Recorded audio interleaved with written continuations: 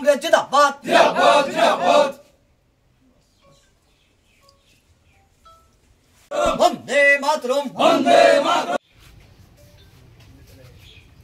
বিধানসভা কেন্দ্রের অন্তর্গত অরবিন্দনগর গ্রাম পঞ্চায়েতে আজকে শাসক দলীয় প্রধান শ্রীমতী মীরা দেবনাথ উনি আজকে বিজেপি দল ত্যাগ করে ওনার সঙ্গে আরও 5 পরিবারের 19 জন সর্বমোট 19 জন আজকে বিজেপি দল ত্যাগ করে কংগ্রেস দলে সামিল হয়েছেন।